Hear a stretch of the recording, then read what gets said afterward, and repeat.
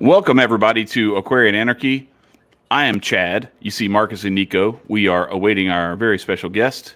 Hang tight just a moment. She will be here, I'm certain. Marcus is back channeling right now to try to make sure she is finding the show without fail. But while we wait for that, let's hear a word from our sponsor. Oh, Nico. Well, excuse me, everybody. You know how like the last few episodes, I'd just be coming up and be like, $5 Patreon. If you want to fuck with your boys and get me better internet or these two beautiful gentlemen something for their wives or, just $5. Like it's $5. $5 for the Patreon. If you fuck with your boys and you like our content, please help us out so we can help y'all out. Much love. That's right. That's right. And without further ado, and after that beautiful rendition of the old Subway song, we will bring our guest aboard. Let me slide you over here, Nico. Welcome. Marcus, Hello. You want to do the introduction? Sure. If you guys don't know who this beautiful lady is, then you have not been paying too much attention. This is Carey Wedler, and she is one of my favorite anarchists, and I basically got interested in her content. I don't know. It was a few years ago because one of the things that I enjoy about her content is that it's relatively short, unlike ours, and but she gets a lot in that space, and her videos are very well produced. She basically hits status like a club, but does it in a way where it makes even status think. I know that you might think that's almost impossible, but it is. Well, they might be hurt afterwards, but they do think from it. For sure. A brain injury or something. And for those of that are status that might be watching us, one of the really nice things about her story is that she started off as an Obama supporter and eventually realized that the state itself was a problem. And I can't say much because when she was an Obama supporter, I was a neocon. So you'll have that. But without further ado, I will let her further her introduction. This is Carey Wedler. Welcome aboard, Aquarian Anarchy. Thanks so much for having me. Can you guys hear me all right? Yes. I can. Perfect. Okay, good. Just want to make sure. I got a new laptop. I'm trying to figure out the sound settings, make sure everything is going correctly. Thanks for having me. Yeah, I did start as an Obama supporter. I was raised as a progressive, and I'm grateful for that in a sense because I was at least raised with like anti-war civil liberties values, Right. Although it wasn't quite voluntary, the whole ideology I was raised in. I definitely got a good foundation of violence is bad. I just needed to understand that the state itself is violence, and that's how I then arrived there. So I was a giant Obama supporter, and I think I just felt kind of stupid after a few years. I voted for him. I just assumed he was going to fix things. And then I had always fancied myself like politically informed. And when I realized, like, wait a minute, you don't pay attention to anything, you dumb bee. Started reading the news and went down the rabbit hole, and I never stopped. I'm still going down the rabbit hole. I'm not done evolving, but I feel pretty confident in my anarchism. Nice. And her and I guess, met a few, I guess maybe 2-3 months ago. We went on a show with Magnus, and I was like, oh my God, she's great. Knows all the answers to the questions, has got this down, and which I should have known. But sometimes people are good on camera for something that they've produced, but they're not so good live. And you don't have that going on. You are the real deal. And well, you are, you at least have that portion. What we do on this show is we look for solutions, and we look for them not only in the physical freedom realm, but also in the spiritual freedom realm. And you're one of those people who educate, and you educate well. And I'm not saying that you don't do anything else. I'm sure you do, but you do educate very well. And your content is, if people haven't seen your content on how statism is a religion, they're missing out on one of the best things in life. Okay. But because it's awesome, I loved it. So I want to kind of dive in to that journey that you went through, because I kind of came from the opposite direction, and so did Chad. Nico is smart enough that he kind of started off as an anarchist. I was the natural born anarchist. That was not me either. Right. I wasn't natural born, it was just a trip and a stumble and a gaze, and I'm like, holy shit, and then I ended up here. So, Right. But kind of guide us how because for me it was all about economics that kind of led me down this direction, and the Fed and those kinds of things. Ron Right. Paul was a huge, massive influence. How did most people that know who you are know about the Obama stuff. How did you? What I'd like to know about is how did you bridge that gap? What happened to lead you really down there? I want to hear kind of that process. Well, lucky for me, I had a friend. The summer that I started questioning Barack Obama and his policies was the same summer a great friend who had nagged on me for supporting Obama for years, he introduced me to Ron Paul. So we spent that whole summer just watching Ron Paul videos. And I was still a statist at that point. I hadn't thought beyond like, oh, look, here's a guy who's running for office and he can fix it. And he says things I like. I don't even know that I checked his record, which I probably should have. It's pretty good. In retrospect, yeah, it's pretty good. But I don't even think I bothered at the time. I just thought, oh my God, this guy's talking about the CIA doing coups and he's calling out the military industrial complex and he's not backing down on a stage of Republicans. Like, I think the biggest thing, aside from understanding the philosophy itself, that Ron Paul really, the effect he had on me was just his enthusiasm. He cared. He was excited. It wasn't all doom and gloom. Of course, it is a lot of doom and gloom because that's the paradigm we're in. But he always came at it with this, like, yeah, here are these problems, but look at these solutions. You're talking about solutions. And I think that was what was so motivating for me is he was so positive.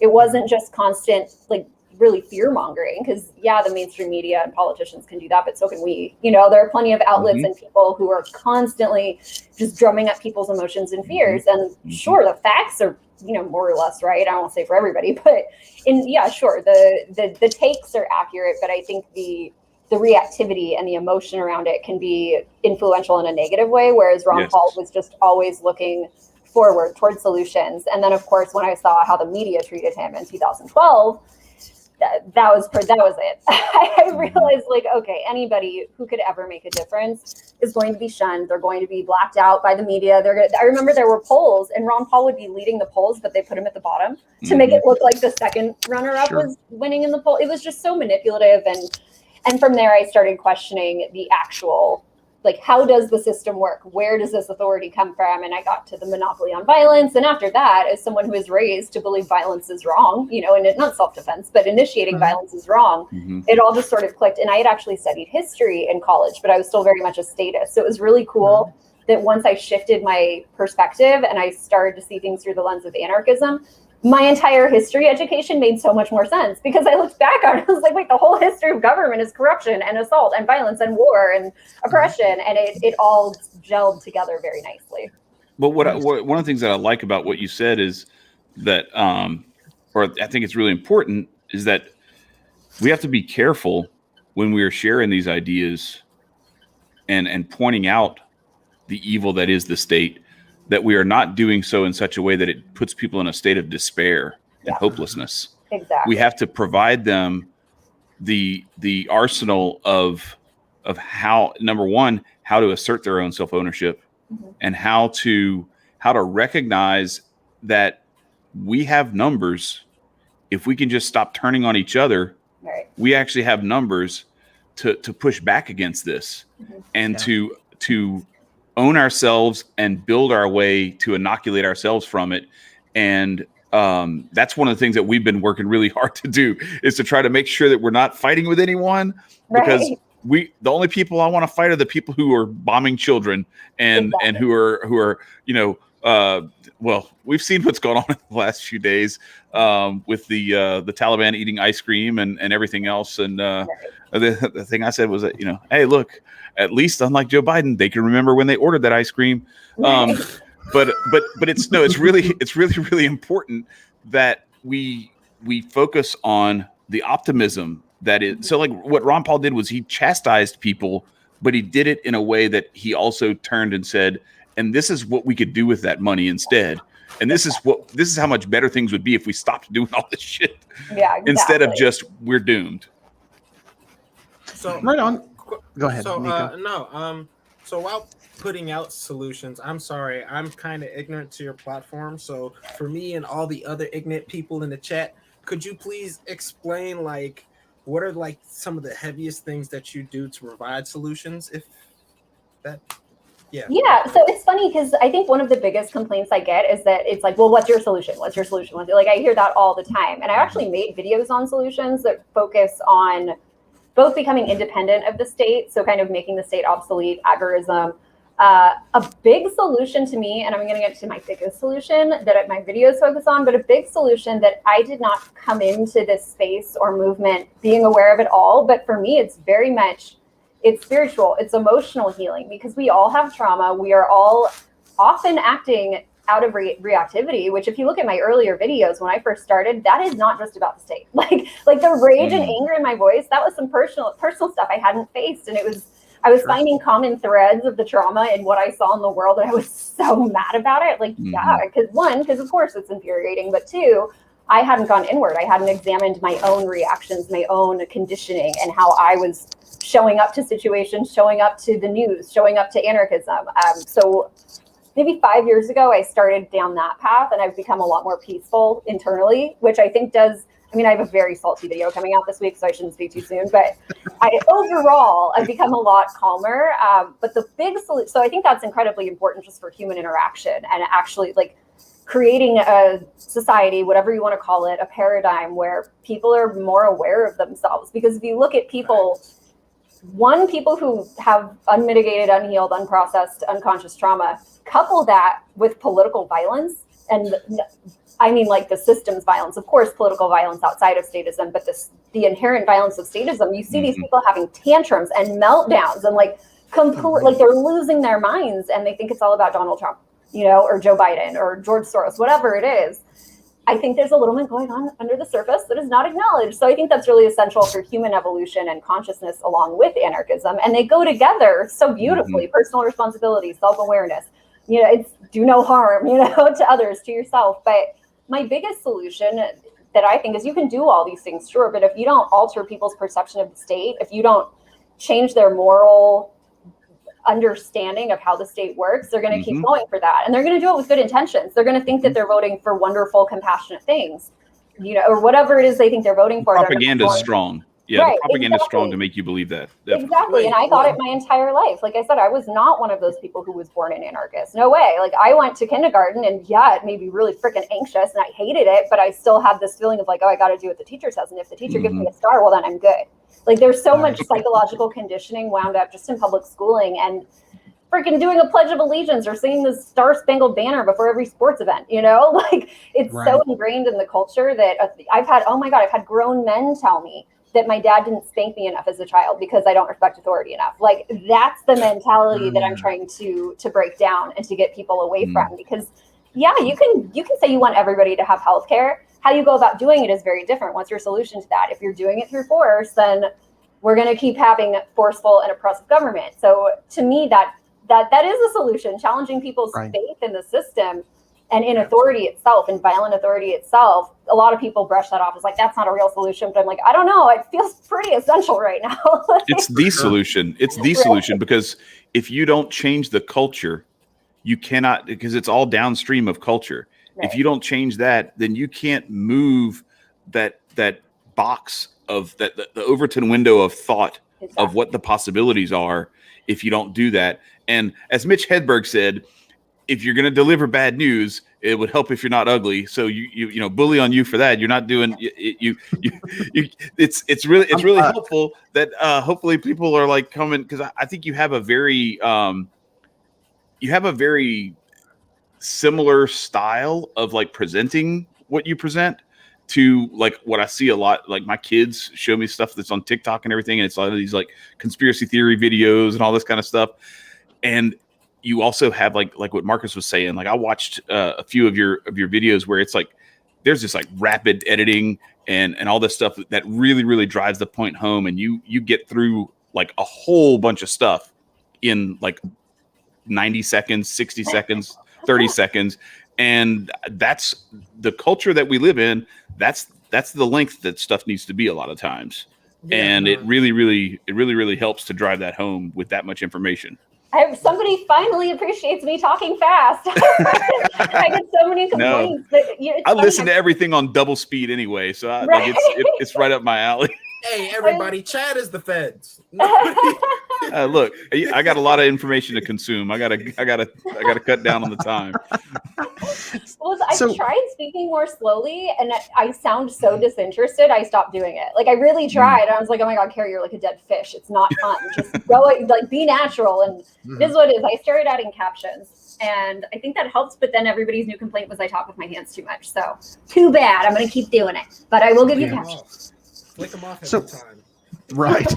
So we just had an excellent interview this past weekend with Vin Armani, and that was one of the best interviews we've had. And we largely talked about spirituality, and I happen to know that you have an interesting spirituality as well. I would kind of like to know from my perspective, or for my perspective, how does your spirituality, because you kind of touched on it a moment ago, I'd kind of like to dig a little deeper into that. Tell us about your spirituality and how it relates to your voluntarism and into your anarchism. I would love to. I love this question, and I'm so glad we get to talk about it, and I love that you're interested in it.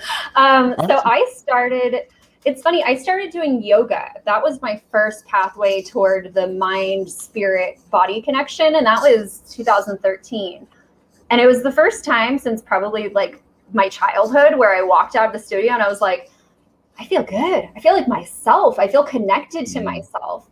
And that I was hooked. And of course, after a while that I had a tolerance for yoga, I stopped getting the high from it. So then it was like, I start doing meditation. So I started doing meditation and I stopped getting the high from that. And it wasn't until I started doing a little bit more deeper emotional work as far as examining the experiences I had. And not just that, and this is a key piece for me, it was being willing to feel them. Because I used to sit with my best friend when we were in our early 20s, like crying about all of our experiences that made us so effed up. But like, that was just a cognitive conversation. It wasn't actually getting into the feelings that were causing suffering.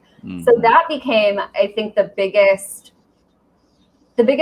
factor for healing, or my biggest mode of healing, is literally just sitting with my feelings of like, oh, I feel there's so much discomfort right now and I really want to check out. I want to grab my phone. I want to smoke some weed. I want to drink, I don't drink, but like I want whatever. I want to escape. And it was building an ability and capacity to be like, I would like to escape, but I think I should sit with this, and that's a long-winded way of getting to spirituality, because all of this sitting with discomfort, it's all predicated on compassion and empathy, of being able to sit with yourself and say, oh man, this is really hard. You're really suffering. I'm so sorry that you didn't get what you needed when you were 5, 6, 7, whatever the age, whatever the experience, it's an acknowledgement that there is pain. And this is where the anarchism comes in. You're responsible for healing it, for taking care of it. Like, yeah, I love my parents. They did some stuff that traumatized me, like I have some issues because of that, but it's not on them anymore. It's on me. But I have wonderful relationships with my parents, thankfully. And I know they love me now, but I had to work through a lot of stuff, a lot of conditioning, and I'm still working through it. I'll be working through it for the rest of my life, but only I can do it. And that's what I love about this flavor of personal work and spirituality, is that it comes down to personal responsibility, and it's all rooted in love and compassion. And if anarchism is anything, to me, it's empathy and compassion, because you're saying, I recognize you as a human being. I recognize whatever you want to call it, your spirit, your soul, your whatever it is. If you're not in spirituality, your consciousness, I recognize that you're a human being who owns themselves. Therefore, I can compassionately, to me, it's again rooted in compassion. I can decide that I'm not going to try to control you. I'm not going to try to use violence against you. Live and let live. And it's interesting because I actually if you're interested more in this vein, I gave my first talk at Anarchapulco was about yogic philosophy and anarchism and a lot of the intersections. So what I'm saying right now, I think it's like 4 or 5 years ago. I could be wrong. I think it's in that speech too. But it all comes down to personal responsibility and compassion and connection, really, because it's hard to connect. And you see it in modern politics, all politics. It's hard to connect with people when you're concerned that they're going to use government to oppress you and to control you and to take, to take away your liberties. So I'm not sure where I was going with that, but ultimately it's real human connection, not, we voted and we elected someone who's going to fix our problems, but like true human to human, individual, conscious connection. That's become a huge and really, really important quality in my life and value. Yeah, and I love this because I think this is really something that is starting to really. It's been. I came to anarchism because of spirituality. You know, Nice. my spirituality led me because I wanted to be a good person, and anarchists are good people.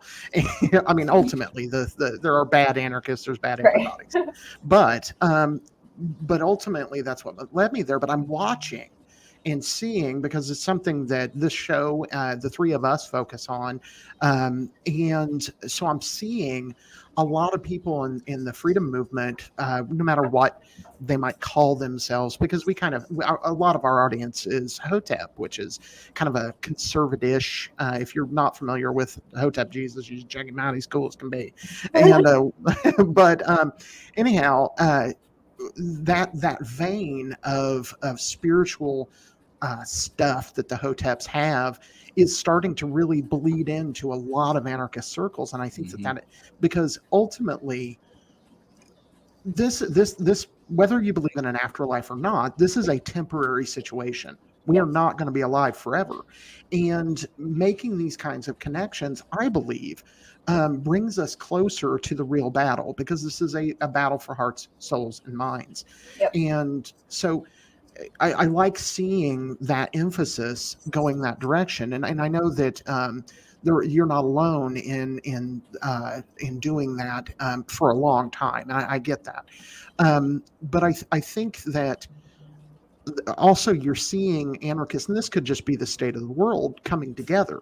So not only are we coming together and unifying, because I'm seeing it, we're having various different kinds of freedom oriented people on our show, and you're another wonderful voice for that. But we're also seeing that unity producing unity in spiritual thought too, where people can look at each other. You know, I practice voodoo, and Vinarmani is a traditional An Orthodox Christian. Orthodox Christian.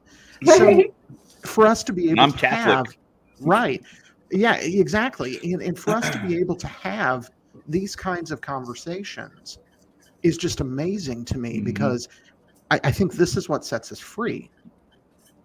No, Yeah, and I think especially in the context of like talking about statism as a religion, especially, I think I talked about this with Clint from Liberty Lockdown. He asked me like, is societies drift away from faith and spirituality? Like, how does that play into statism? And I think especially, there were countries like communist countries where they banned religion. The state is literally God. And I'm not saying that we're at that point in America, but I think there's something to be said for making the state that monolithic in people's minds. And I think it definitely disconnects them from other forms of faith and any perception, not any perception, but a lot of people, that's their higher power. Like they're atheists, they're proud atheists, right?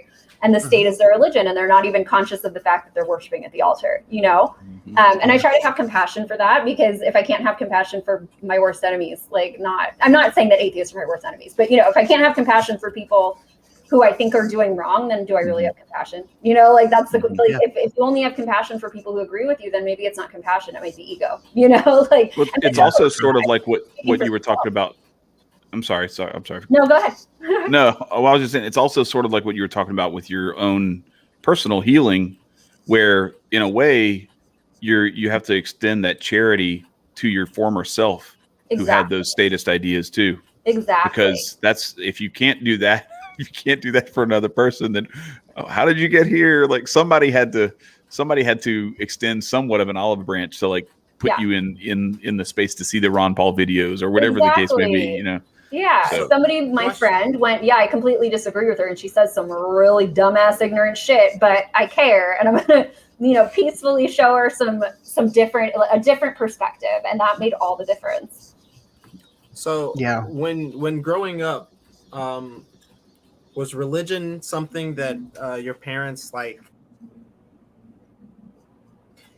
kind of indoctrinated in? Well, not indoctrinated, but is this something that they pushed on you?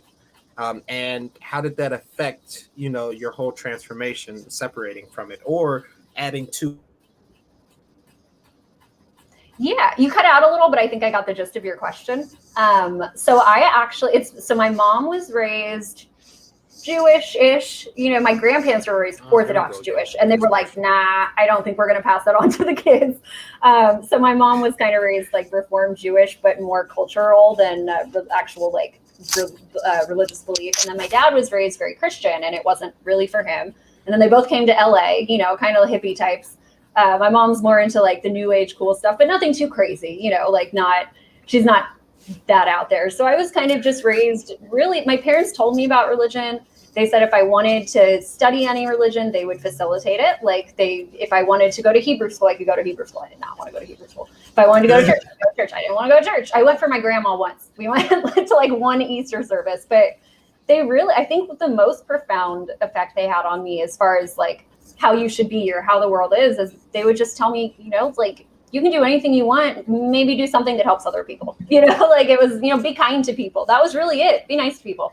And don't steal. Oh my God, it's funny that my mom was the one who taught me this because she's not an anarchist and she's not a libertarian. She's on the left, but I stole a jelly bean off an Easter display once when I was 6 years old. And she caught me eating the jelly bean after we walked out of the pharmacy. She was like, where'd you get that? And I lied. And I said, my first grade teacher gave it to me. It was a Sunday.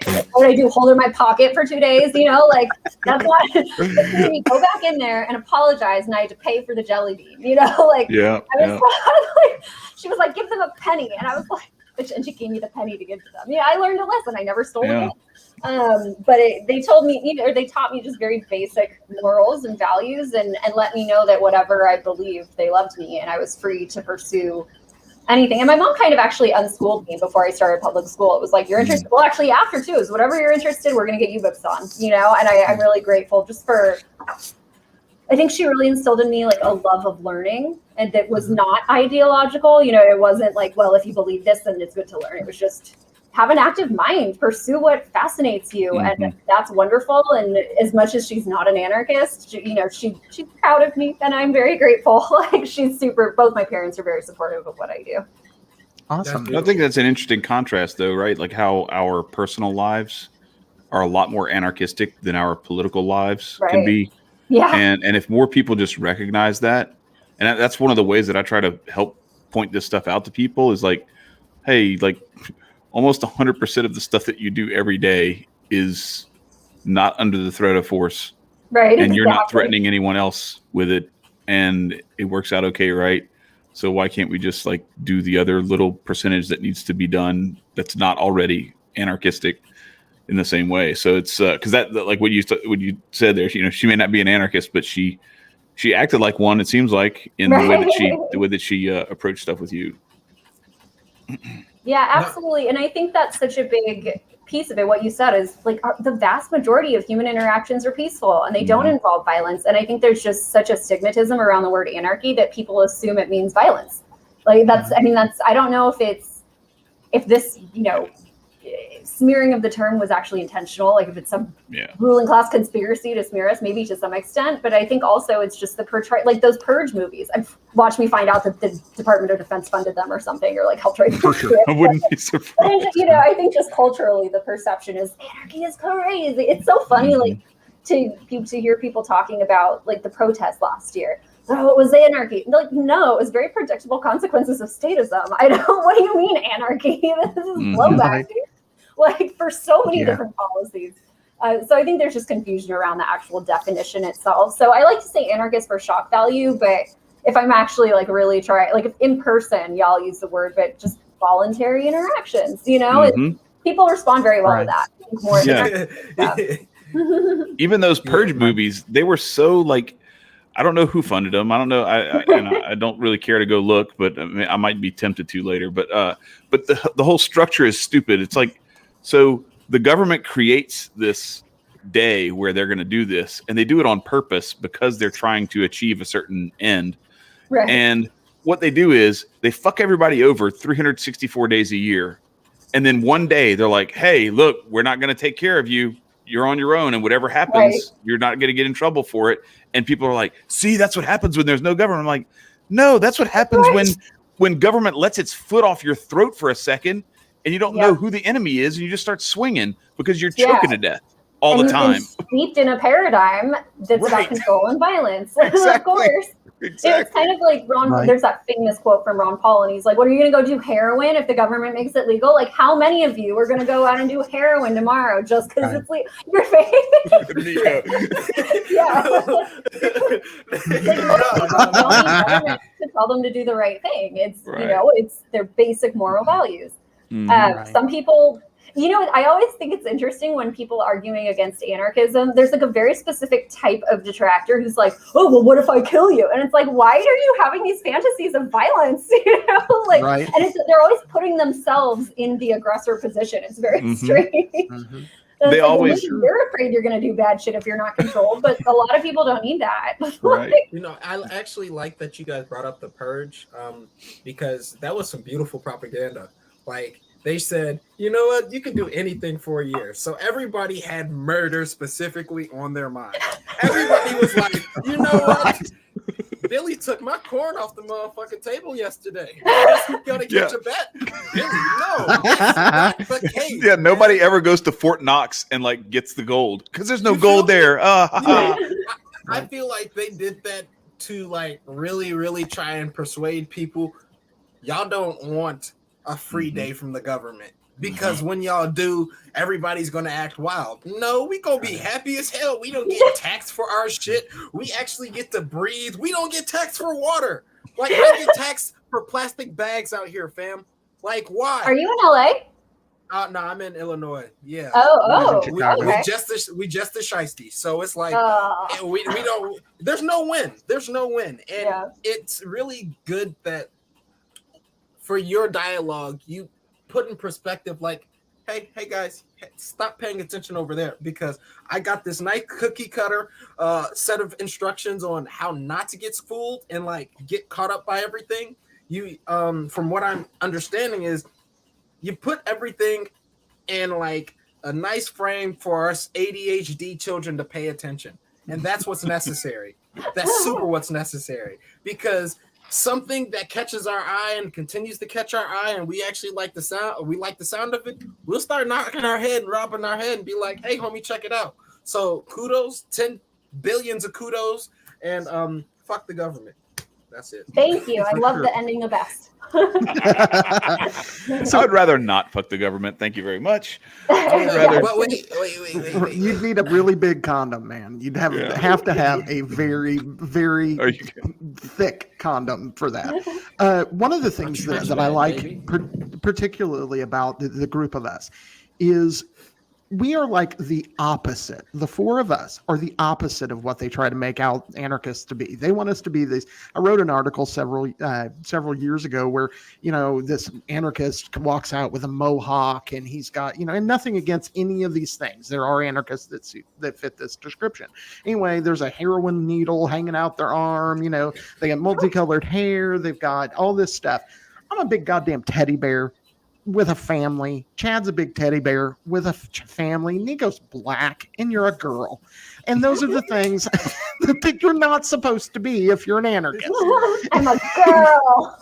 Yeah, well, you are. We're all supposed to. Hey, We're all hey, supposed to look hey. like what's his name? The guy played by Ron Perlman in Sons of Anarchy. We're all supposed to look like Yeah. like that, or like one of those other guys, Right. with the, you know, tattoos everywhere and riding a Harley and.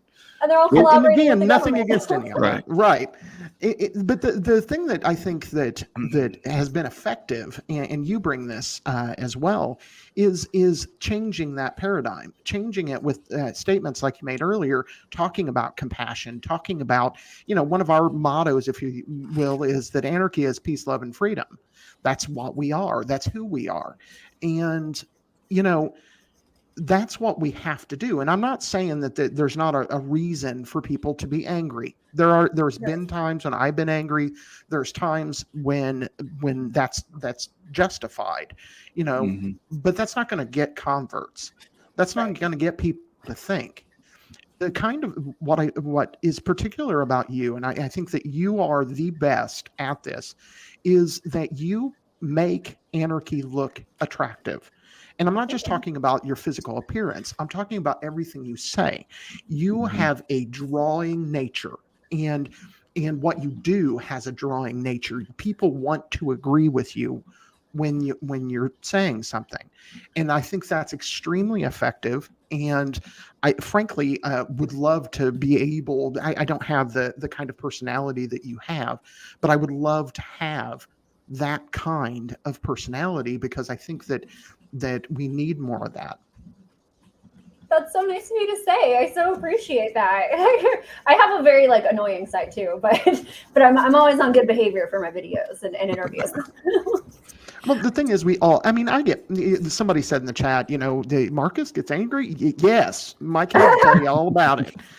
His face, like Marcus' face would turn like a big old cherry tomato.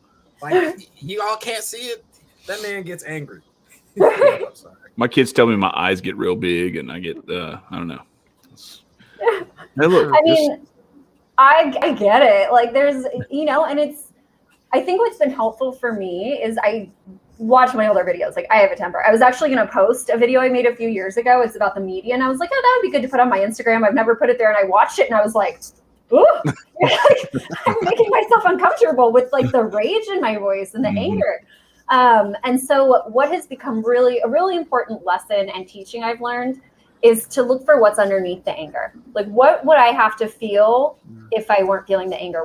And it's usually something more vulnerable. And that's absolutely the case for me. I know libertarians and anarchists love to be like, oh, emotions are first. Snowflake liberals. I'm not emotional. I'm logical. And it's like, well, yeah, but you're also raging in the comments. And you seem a little bit disconnected, unhinged. And that's okay. You're allowed to be angry. But what's under the anger? It usually is fear. It's some sort of fear.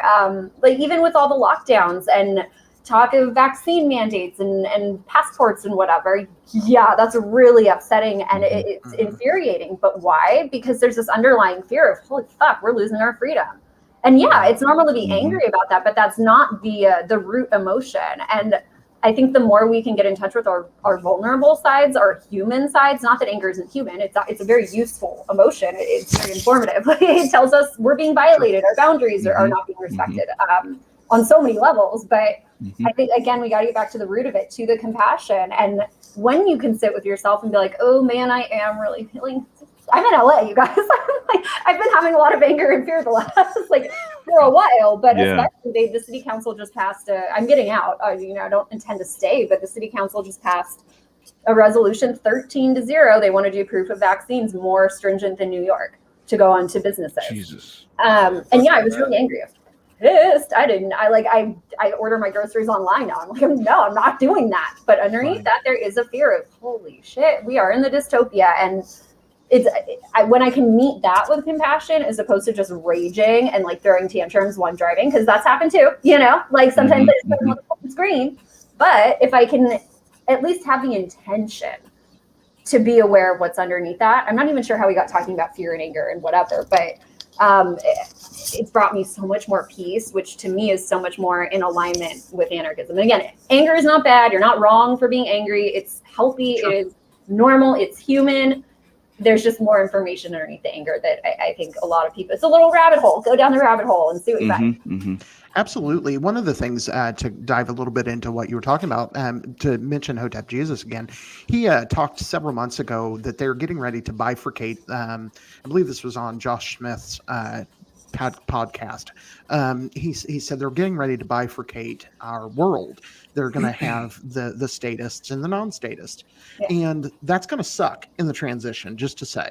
But I think they're making a mistake. And the reason they're making a mistake is we have Bitcoin. And I'm not saying Bitcoin's the end of everything. And I'm not saying that that it's not going to be troublesome and all of that stuff. But I think there's enough of us. And to put the other piece to that puzzle, I watched a thing on Netflix, of all places, on pirates. And I watched how they organized. And they're not that different from us. And a bunch of anarchists acting as pirates is not going to work in their favor. That's not going to be good for them. And because we're going to develop, because I believe in what we believe in. I believe that voluntary interaction is much more successful. And so, yeah, though it'll suck for probably 10 years. But when we start getting our legs under us, they're fucked. Well, we're kind of like Bane, right? Where we're like, we were born in the darkness. Like we were molded by it. You know, I mean, it's I was born with darkness. I mean, my bad. no, but I'm saying like there's a whole generation, a whole group, a whole population of like really, really soft people who are laying down left and right. We were talking about this. My daughter's, you know, getting ready to start college, and they're trying to mandate the thing, and you know, it's just like this little domino effect of like she just watches her friends just like one after the other, like, oh well, you know, they said we wouldn't be able to get into the football games, so I got it. Right. And it, like people are just laying down, acquiescing to this stuff so easily. Those of us who are left holding the line after that are going to be a hell of a force to be reckoned with. So yeah, exactly. The ones who aren't willing to compromise. And that's why I'm concerned even about the desire so many people apparently have to implement mandates, but I'm also optimistic because there's so many people who are not down, and status too. You know, they don't have to be anarchists to be complete, you know, just unwilling to compromise. But I think I hope I'm right. I will eat my words if I turn out to be wrong, but I think there's just too many people opposed for it to be workable. Even in Los Angeles, like there's a lot of hippie, health conscious people here who are not getting the vaccine. Too many. And everybody thinks it's all Trump supporters, but it's not. Exactly. It's not even close. That's what's interesting is I have not watched the news much. I haven't watched the news in a long time. I haven't consumed mainstream news in a very long time since I lost anti-media, which was almost 3 years ago. Because I was just like, oh, screw it. I'm done. You know, like I'm aware of what's going on, but I don't scour the news anymore. But I've been reading a little bit more just to see what the narratives are. And apparently there was a protest here that was against vaccine. The media is calling it an anti-vax right-wing conspiracy Trump rally. Like, okay, like they managed to fit all that in there. I am almost positive there were people there who were not Trump supporters. But because of the way the media reported, I can't even figure out what they were actually protesting. They didn't clarify if they were protesting all vaccines, if they were protesting the COVID-19 vaccine, if they were protesting mandates, they didn't report. The only message that they sought to make clear was that somebody got stabbed and a journalist got attacked, and it was crazy Trump supporters who hate vaccines. And I do see a very concerted effort on the part of the media and politicians as well to try to demonize us all, even though that's not the case. So as much as they're pushing, even still, I just don't, they're liberals here, just health conscious liberal yogi types who, you know, they're hardcore status, but they have drawn the line. They're like, no, this is out of control. It's getting ridiculous. They're disturbed by their fellow liberals. So if you're pissing off even like the most compliant liberals who have been along for this entire ride and supportive of like every single policy that's been imposed, tread lighter, you know, you're not going to have much success. I genuinely think that we're not even at the rates or the percentage of the jabs. If we all go back to that cute little video Bill Gates put out where he had a whole bunch of books, and the first one, now granted, nobody's got supervision, but if you hit a little zoom in, it's how to lie with statistics. Once you get majority of the people to think about like, oh, damn, well, everybody on the block got jabbed up, then you're more prone to do it. Right. And so when you weed out the mentally weak, it becomes a lot easier. I think that's bullshit. I think the numbers are bullshit. If you look, France is protesting. Like, those guys know what oppression look like. You feel me? So, like, there's a lot of places that Americans aren't paying attention to except for the memes of Afghan right now. Right. Like, there's so many things that point out that we kind of need to open up a little bit more, you know, just a tad bit more. When you open up, and these kind of platforms kind of help out, because even though we don't get to all the masses, if we just get one more person to understand, it's all a domino effect. Everything's a damn domino effect in this game. Yep. Right. You get that one person to consciously be aware of, we're not necessarily the government is not necessarily telling the truth. Once they get that under their conscious understanding of how this world works, I think it will be a lot bigger of a push. But what's up, Marcus? Sure. No, I was just basically going to say similar things. I think that that we're moving in a direction that they can't sustain, and I think they know that. I think they're trying to get as many people as they can to do whatever they can. And for instance, my daughter-in-law works as a works at a nursing home, and they're probably going to mandate, and she's probably going to lose her job because she won't get the jab, and she will not be alone. Right now, we have a nursing shortage all over the country, and that is largely because people are being either pressured or mandated to get the jab, and they're telling them no, and they're losing their jobs for it. And I'm not saying that we're going to wind up with, even 30% pushing back, but if we wind up with 10, they're in trouble. And they are in deep shit because you start building communities. As an example, they can come and threaten my life, but they're not going to get my neighbors to participate. And you know why? Because you know what? I have a neighbor. I'm not going to name any names, not that anybody would ever know, but they're struggling right now, and they don't have a oven or a microwave, and so they don't have really anything they can cook with. So my wife and I get paid on Friday, are going to go and we're going to buy them a microwave and bring it to their house. And that's the kind of shit you do when you have voluntary cooperation. And so when they come to that person and they say, what about these Pulises down here? They seem kind of wacky. They're going to say, they are the nicest damn people we know. And Right.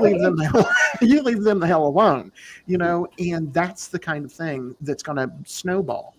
And it's why, this message of unity and the message of spreading peace, love, and freedom needs to be, and you can put your own spin on it as you will, but that needs to be our focus. Because one, when they're attacking Carey, I need to come out and I need to say, fuck you, stop attacking my friend. When they're attacking, Larkin Rose, I need to come out and say, fuck you, quit attacking my friends.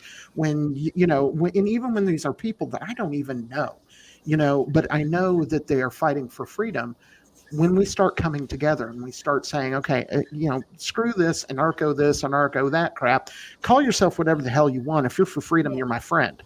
Exactly. When we've got that, that's a force they cannot stop, because like Chad and well, frankly, all of us talked about, we're the strong ones. If we make it through this bullshit, if they do some kind of Orwellian We will have nonsense, the antibodies. right? We're the strong And they ones. will be the X-Men. Right. My bad. Yeah. I mean, we have firearms. We're healthier generally, and we know how to grow our own food. Right. The state can go fuck itself. Well, that's what's, I find that so funny too about like the liberals who are, just like little chihuahuas behind the cops, like demanding that police enforce these things. And it's like, you guys aren't even these people have a lot of guns, first of all. Second, you're not going to do not understand the mechanism again of how government works. Like they're not going to show up with like sparkles and bubbles and rainbows and ask people to comply. Like they are showing up with means to commit violence. And it just makes me happy that people are so well armed in this country. Not that I want there to be violence, not that I want there, because any violence that's committed is going to be used to smear us further and to justify more encroachments. I do not want violence, but I just think it's such a funny, specific kind of ignorance on the part of the people who are so, whatever it is, lockdown, gun control, whatever, and they don't even understand that they need violence to enforce their ideas. And they think they're actually being peaceful and against violence, and they're stopping the crazy violent people who are inherently violent just because they literally own a gun, as opposed to the people who have the guns and use them consistently. Yeah, that's been my thing with people saying like, what? Yeah, they say. I had somebody asking me the other day. They were like, so you think anybody should be able to own nuclear weapons? I'm like, yeah. They're like, so if your neighbor owned nuclear weapons, that would be okay with you? I'm like, so if the only people who've ever used nuclear weapons on human beings in the history of the world are the only people who get to have nuclear weapons, that's what's okay with you? Right. And have used them and cared for them, maintained them so disastrously. Like there's nuclear leaks all over this country. Right. They were testing it, who God knows what's still out in the atmosphere. Let's back that up. They put guns to people's fucking heads to build them. Yes. Right. Exactly. Like, there's violence even in the project itself before it's even put together. So therefore, sorry, baby girl, you just gonna be disappointed. Right. For sure. Well, Carey, this has been. Go ahead. Can I ask? Yeah, because I know we're getting close to wrapping up. So I wanted to kind of pivot because I know you were talking about where you are and like the makeup of the people there and how even among these very diverse groups, either politically or lifestyle wise or anything like that, that there are a lot of people who are all opposed to this mandatory stuff, despite the diversity of where they're coming from and how they're approaching it. What is your, without getting too specifics, I don't want, if there's anything, I wouldn't want you to get in trouble for anything. You don't need, you can plead the fifth if you want, but what are you in the process of doing to kind of help build your way to where you're going through this, as like the clamps keep, tightening around us? Yeah, well, I actually wanted to leave LA long before COVID. I've been here my entire life. I went to college here, born and raised here. I spent one summer in Amsterdam, which was awesome. I didn't study abroad. I just went and stayed with my Dutch cousin, and that was cool. But it's been a while that I've been wanting to get the F out. So that's, I don't want to give any details about that, just for the sake of my privacy. But I'm not going to say where I want to go, but it's in the works, and I am planning on leaving. But it's interesting. I can't tell which way it's going to go because there are a lot of people here who are opposed to they followed all the rules, but they're opposed to the mandates. But now they're leaving. So, like, what if everybody who's opposed to all the mandates just gets out and they're left with their little homogenous, statist, tyrannical mafia regime with Garcetti? That's the mayor here, and he's awful. But I honestly... Yeah, I don't want to go into too much detail about my own escape. But I really think it's going to be hard here. Even if a lot of people leave, even if people like me leave, the businesses here have been so decimated over the last, since the lockdown started. I mean, it's actually like I'm impressed by the audacity of the government to even dare to impose measures like this after how they treated business owners and people in this city for so long. I mean, it's really like, wow, you got some balls on you, dude. Like, you're not only going to destroy businesses, now you're going to let them open for a little bit and then take away half their customers.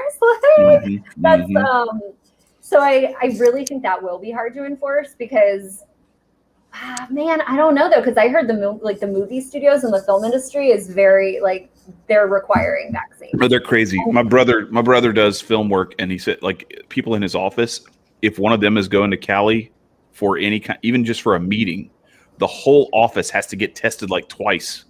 What? That's insane. You can kiss my black ass, bro. Before they go, and if anybody tests positive, they can't go. Oh my God. Yeah, I think that might be an industry standard, but the industry runs the city. Right. There's so much power here. And in the state of California in general, it's anybody's guess how it's gonna go, honestly. And I know that wasn't the exact question you asked. I mean I understand you have your privacy, and that's why I prefaced it the way I did. I was like, I don't want you to reveal anything you don't want to reveal, but it is interesting how what you said about if all the people leave who are opposed to this stuff.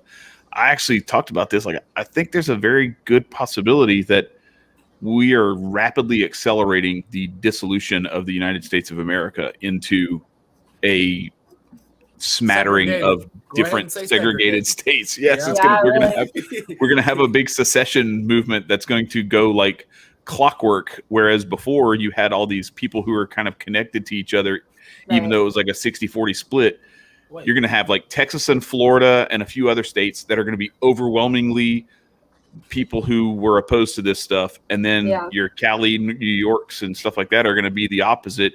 And there's going to be a bunch of stuff in between, but it's going to be, I don't know. I see this big bifurcation of the whole country into this weird sort of, I don't know if it'll happen actually, but it's. I can see it happening, but the question is that like, are we going to go back to north and south or east or west like this?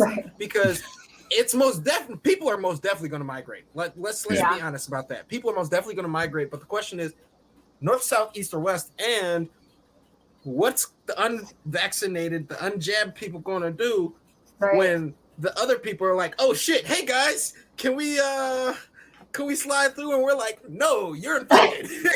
Like, do we do that, or how do we like go about that? Because it's like like you said, sooner or later, things are going to crumble. The United States of America, or AKA United States of Rome, we there already. People are backstabbing each other. People are pulling out guns and like point blank shooting each other in the face. Nobody cares no more. So where does it go? Like, do we keep our morals intact for the people who are staying immoral and like not really like giving a fuck about what we have to say, or like do we keep up with our morals and say you got to be in a bubble boy for the rest of your life? Like, where does this go after the separation? Because the separation is always going to happen. I mean, are we talking about like our future anarchist paradigm where there's all these different communities and? I hope so. Yeah, right. Because then the answer is very simple. It's just, well, it's on a community basis. There might be a group of unvaccinated people who are like, let's invite all, let them in. We don't care. And then there might be other unvaccinated people who are like, absolutely not. I'm not trying to associate with those motherfuckers who good chance if they vaccinated that they, well, no, I don't want to say good chance. There's certainly, in the Venn diagram of vaccinated plus supported lockdown measures, I think there's a big intersection area. Yeah. Right. Not to generalize everyone, but yeah, I think it comes down to a community basis, like any other preference, or like there might be a community that wants no drugs, and that cool, okay, then no druggies allowed. No weed, fine, do what you want. I don't want to go there, but not that I'm like that into drugs, but like that one's not for me. I'll find another one. Like, I don't want to go there because Marcus can't go there. And right, I can't go there. Right, I gotta have my weed, man. I want to be somewhere else. I want to be somewhere else where they allow drugs, so I can hang out with Marcus and Nico. He's saying that only just because he's going to cover and then be in the corner hitting a joint. He just gonna say, "What you doing over there, Chad?" Hey, look at this! Right. If this fortune comes true, I might not have to worry about that anymore. Dude, I'm not even. You gotta understand, I'm not even aiming with Chad at pot. I'm aiming at mushrooms. Oh yeah, that's the experience we need. So you don't know this, but so like I've never done, like the hardest thing I've ever done is alcohol. And I say that even though I think in a lot of ways alcohol is way worse than so many of the other things that are illegal, but it is what it is. That was one of the things I was brought up being indoctrinated in, is that like alcohol is okay when you get to a certain age, everything else is bad. So hey, I'm not gonna lie to you, like would you be mad at me if I just brought you like some spiked popcorn? If you did that and then I lost my job because I popped positive on a random test, yes, I'll be mad at you. Chad, by that time, I hopefully will be like a millionaire in the trenches of our little all right, and I'll be working for you. All right, all good. Right on. So, Carey, it is coming up on an hour. This has been amazing. I really want to thank you for coming on. What do you want to plug? What are you doing? Where are you going to go? What you going to do? Yeah, well, I actually, it's been wonderful being on. Thank you for having me. You guys are all great. Yes, and it was all the stuff I love to talk about, we got to talk about. So on my end, I actually got a notice on Instagram yesterday that my account might be deleted for the most ridiculous frickin' offenses. My first offense was I left a comment. This is in January. And I quoted Home Alone, like, keep the change, you filthy animals. And then I quoted A Christmas Story of like, you'll shoot your eye out. And that was literally the comment with a toy gun. And that got flagged as against community. So that's one strike. One was actually a screenshot of Larkin Rose getting suspended for saying something about history and authoritarians. And then I shared a reel. It was like an Always Sunny in Philadelphia reel, just making fun of the Afghanistan withdrawal. That flagged me, and then I got the notice saying I might be deleted. So I just started a Telegram channel. I don't even know the link, but I'll starting with the video I put out this week, I will start including that link for my Telegram. And if you go to my Instagram, there's a link to a backup channel. I'm on Odyssey. I still post on Facebook, but only videos because the platform makes me physically ill. Like I don't enjoy it. I don't do it.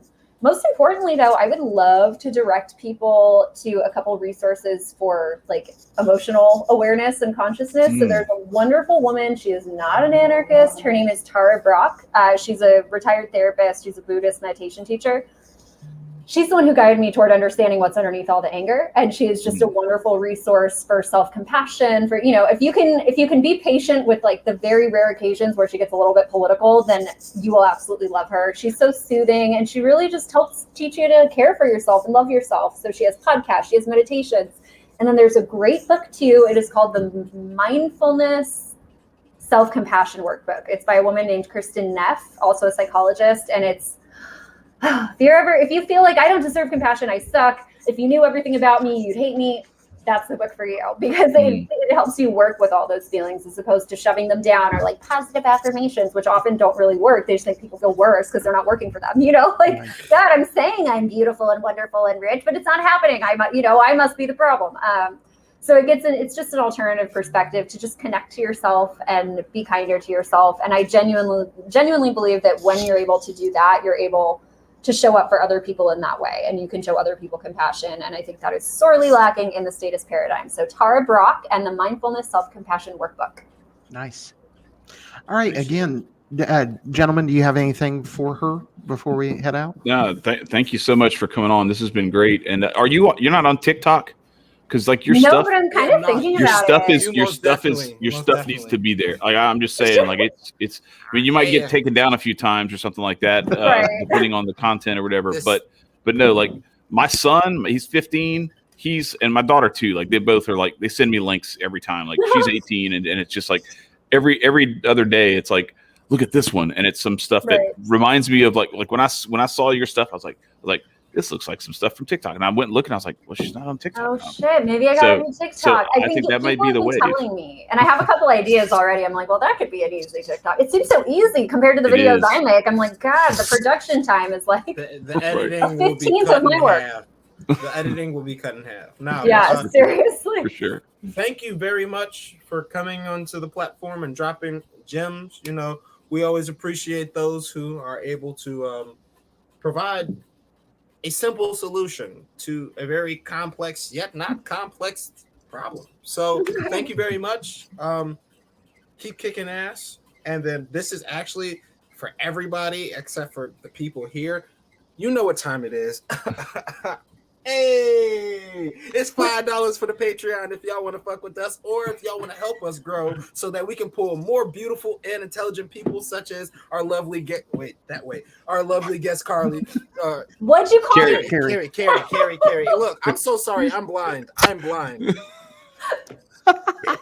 Nico's funny. I've been called Carey Wedler my whole life. It's fine. That makes me feel terrible. Thank you, Carey. I want to help out with this podcast. Thank you.